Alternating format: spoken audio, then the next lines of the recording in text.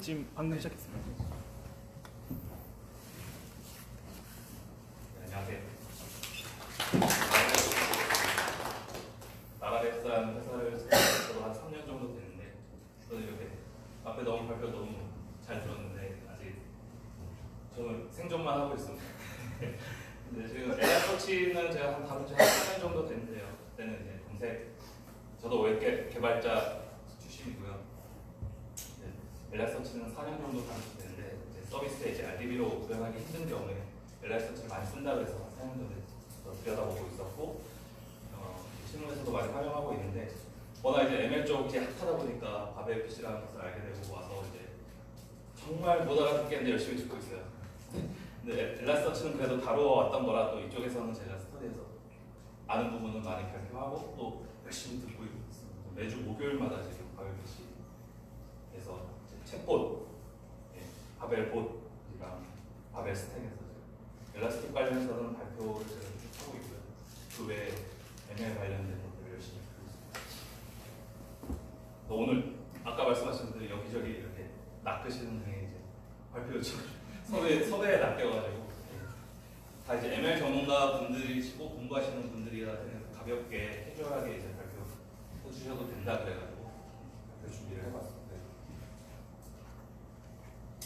어떻게 발표해야 될지 참 고민이 되더라고요. 근데 이제 공부하시는 분도 있고 또 데이터 전문가 분들 입장에서 엘라스터치를 말만 들었고 이걸 어떻게 활용해야 될지 모르시는 분들한테 전체적으로 그냥 정말 이제 데이터를 관리하는 어플리케이션이기 때문에 데이터 넣고 꺼내고 넣어져 있는 데이터를 관리하는 측면에서 딱딱 이제 필드에서 중요한 키워드들만 짚어가는 식으로 준비를 했습니다. 그래서 저도 이제 여기저기 세미나 많이 다니면서 되게 듣고 배움이 많이 되었던 것들 레퍼런스 다 남겼고요. 오히려 그 레퍼런스 링크 쪽에 가면 굉장히 고급진 정보들을 많이 주실 수 있습니다.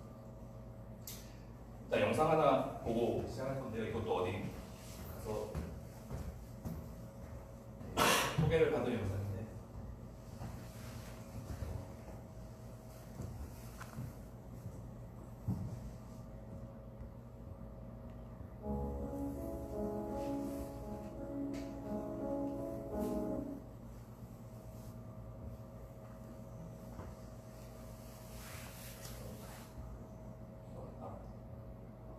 스크린트가 좀 있어요. 천천히 좀.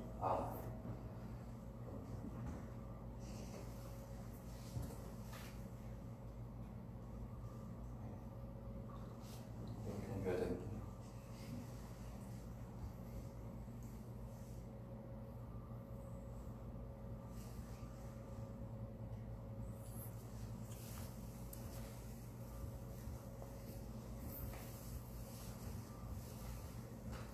짜리 영상인데요.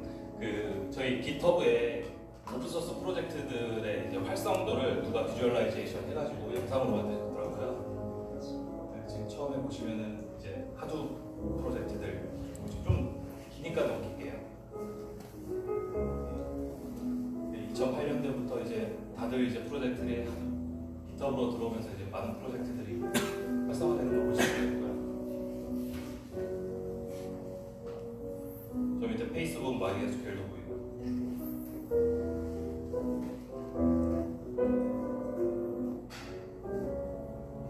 거의 한 2011년, 12년부터 진짜 오픈소스의 전성기다 할 수 있을 정도로 프로젝트들이 여기저기서 굉장히 많이 나오고 발전하는 모습들을 가운데 보시면 엘라서치가 이제 이때부터 좀 핫해지기 시작하고요.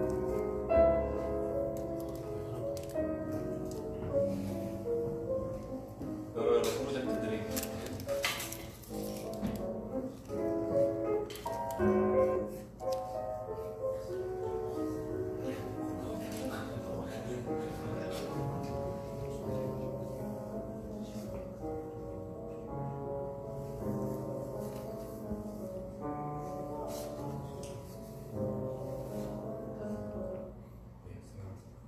지금 보시면 이제 프로젝트들이 굉장히 많이 발전하는 모습을 저희가 눈으로 볼 수 있는데, 저희 바벨 PC에서 스터디 하시는 분이 이제 공부하시는 분인데, 데이터 관리하는 쪽에서 이제 엘라스터치랑 스파크랑 뭘 공부해야 되냐.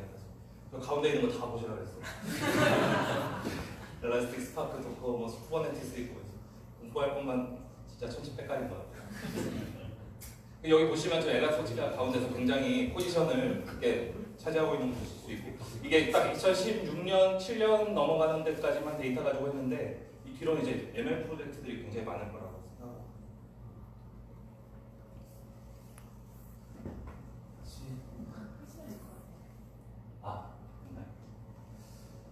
지금 보시면 좌측 그래프는 그 기존 검색 엔진 솔루션들의 이제 지표인데요. 지금 엘라스터치가 2017년, 6년부터 이제 1위를 하고 있는 것을 보실 수 있습니다.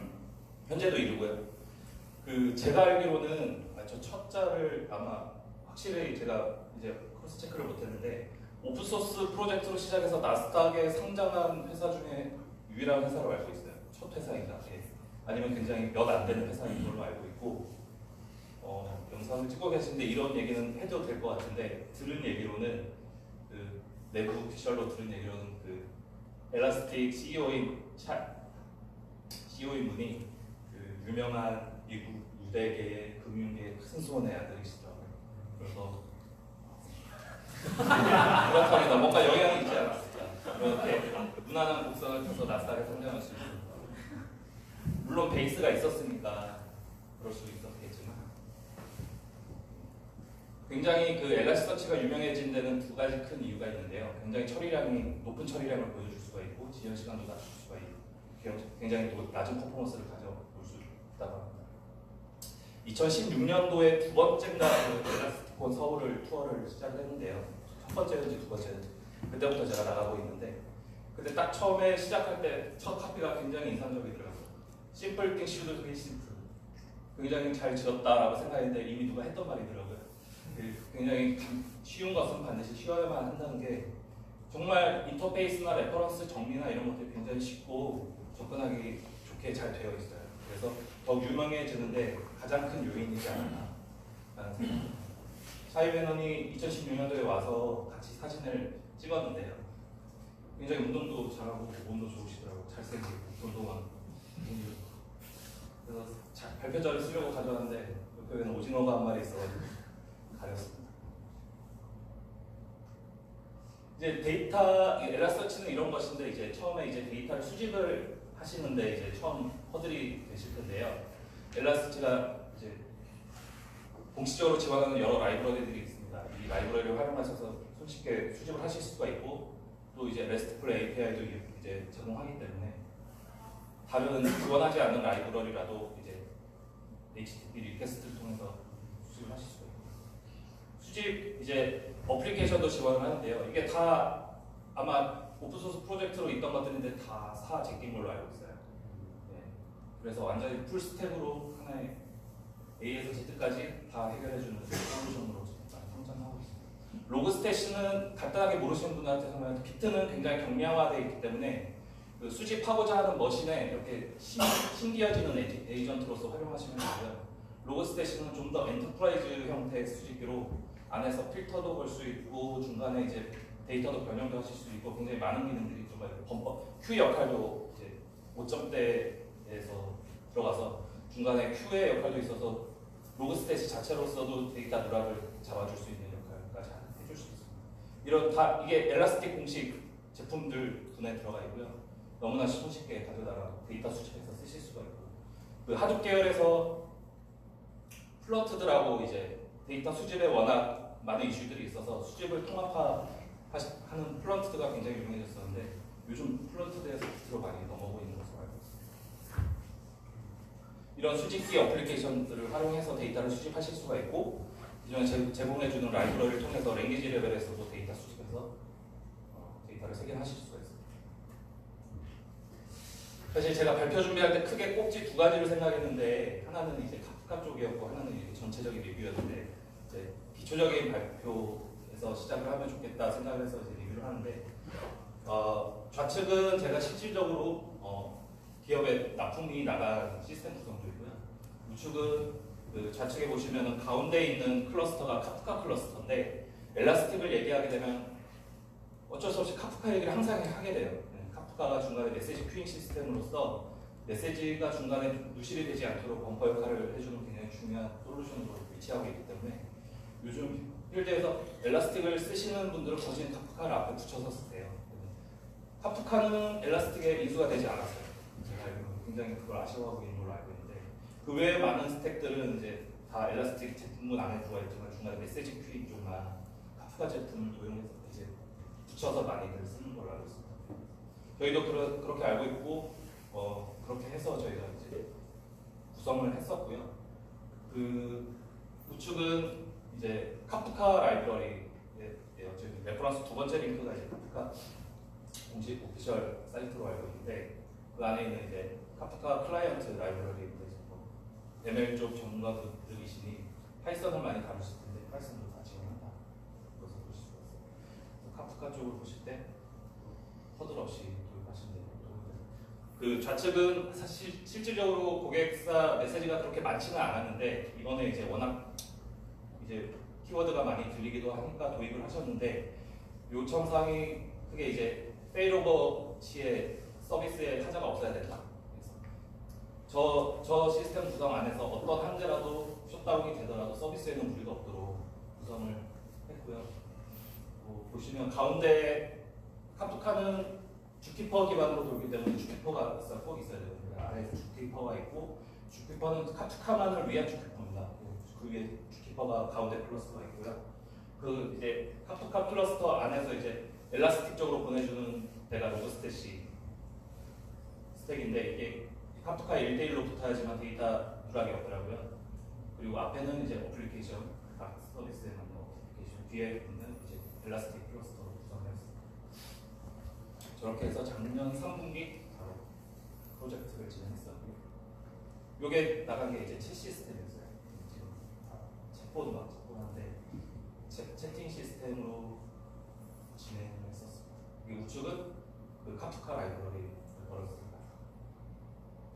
데이터를 이렇게 수집을 하게 되면 이제 이것들을 데이터를 또 꺼내서 보기도 하게 될 텐데 엘라스틱에서도 좌측에 보시면은 이제 많은 언어의 라이브러리들을 지원하고 있고 그래서 RDB 쿼리 질의하듯이 엘라스틱에도 질의를 이제 엘라스틱만의 그 엘라스틱 쿼리로 질의를 하셔가지고 데이터를 꺼내 보실 수가 있고 또 엘라스틱 제품군의 맨 마지막에 있는 엔드유저 비주얼라이제이션을 담당하는 키바나라는 이제 프로그램을 통해가지고 GUI 환경에서 클릭만으로 데이터를 조회해 주실 수 있습니다.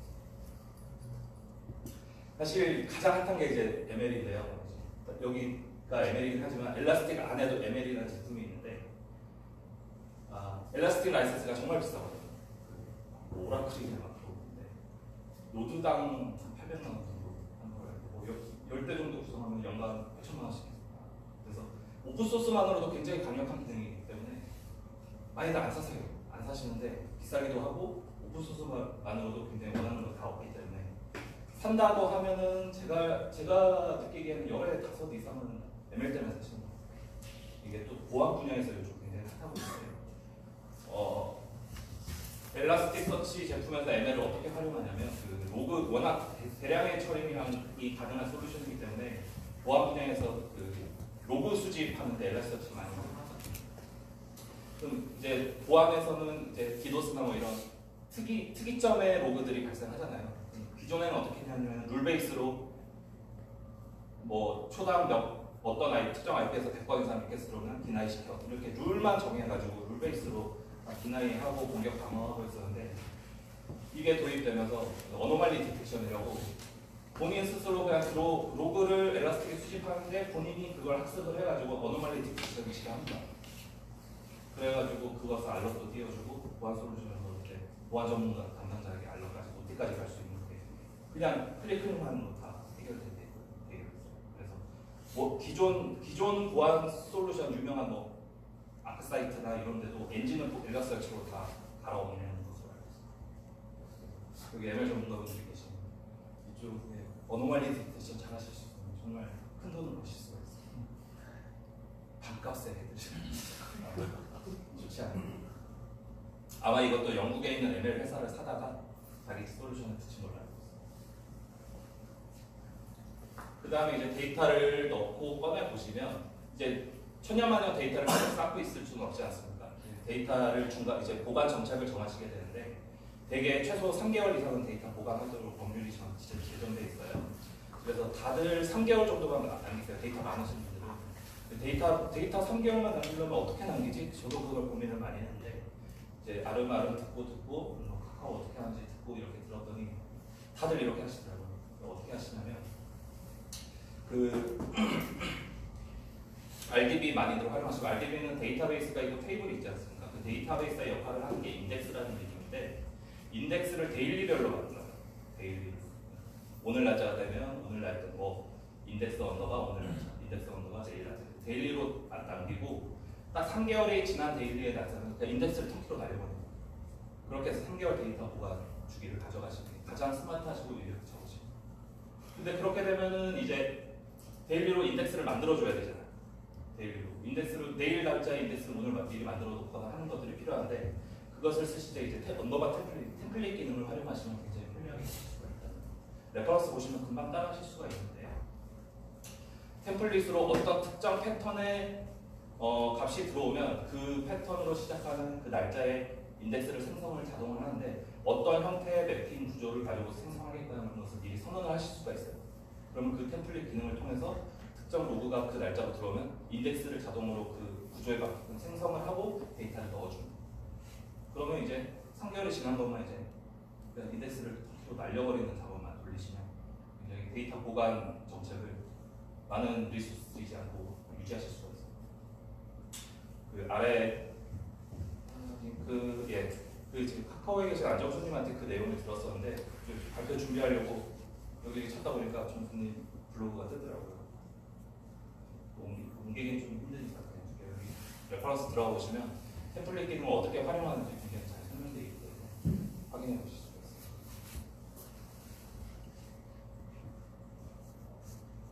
네, 여기까지. 일단 데이터 넣고 꺼내고 저장되어 있는 데이터 관리하는 좀 꼭지만 좀 잡아두고요. 혹시 다음에도 뭐 괜찮으면 시간이 되면 카프카 관련해서 얘기를 많이 하게 될 것 같아요. 엘라이서치 사실 엘라이서치 어떻게 쓰냐 이렇게 얘기하면 결국 관리사는 카프카 얘기를 하게 되더라고요. 카프카가 이제 앞에 보시면 저 가운데가 이제 카프카 클러스터인데요. 엘라스틱 참 좋은데 이제 막상 쓰시다 보면 워낙 데이터를 막 들이붓다 보면 엘라스틱 노드가 자주 죽어요. 이게 이제 메모리도 많이 먹고 굉장히 데이터가 많이 들어오면 힘들어하는데 많이 죽고 죽게 됐을 때 데이터 누락도 유실도 발생이 되고 유실 발생된 거 챙겨가지고 또 밀어 넣어줘야 해야 되는데 중간에 카프카에서 메시지 큐잉을 큐 시스템을 이렇게 되면 중간에 그 카프카가 이제 큐이기 때문에 메시지가 막 들어와도 큐가 쭉 바꿔서 일정하게 엘라스틱 쪽에 이제 메시지를 출력시키실 수가 있어요. 그러면 이제 앞쪽으로 메시지가 순간적으로 갑자기 튀지 않습니까? 뭐 서비스를 항상 낮에 튀고 밤에는 조용하고 하는데 아무리 앞쪽에서 튀어가지고 메시지가 많이 들어오더라도 중간에서 카프카가 중간에 렉이 걸릴지언정 메시지는 유시 없도록 중간에 범퍼 역할을 해줍니다. 그래서 엘라스틱을 쓰실 때 항상 카프카들을 많이 쓰시더라고요.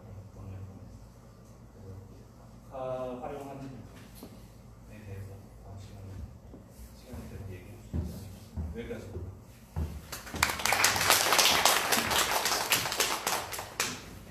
질문 있으시면 네. 혹시 그러면 엘라스터치 쓰실 때 네. 지금 카프카 같은 경우에는 어떤 데이터가 리서치되는 네. 거에 대한 빈도수를 뭐 많이 할 때 그렇게 버퍼로서 어떤 네. 작업을 하시는 것 같은데 네네. 그런 게 필요 없는 그냥 뭐 검색용으로 쓴다 했을 네. 경우에는 또 카프카 필요 없어요. 그렇죠. 그럴 때는 필요 없는데 그 전에 이제 얘기를 드리면 라이센스 판매 비율의 70%가 로그 수집에 활용이 되거든요. 사이트 방금 말씀하신 검색 엔진 사이트 서치에는 한 30% 정도. 그러니까 오히려 많은 양의 데이터를 처리하고 조회하고 관리하는 데 굉장히 많이 유명하고요. 오히려 사이트 서치 쪽은 시장에 유지가 많이 없어요. 근데 만약에 그쪽으로 이제 쓰신다고 하실 때는 결국에는 검색 엔진으로서만 엘라스터치를 활용하시고 기존 데이터는 기존 데이터 매니지먼트 시스템에 담고 있으실 거잖아요. 그리고 이거의 동기화가 문제거든요. 거기에만 신경을 쓰면 되지 큐 시스템에 대해서 뭐 케바케겠지 중요한 부분 아닌 거. 또 질문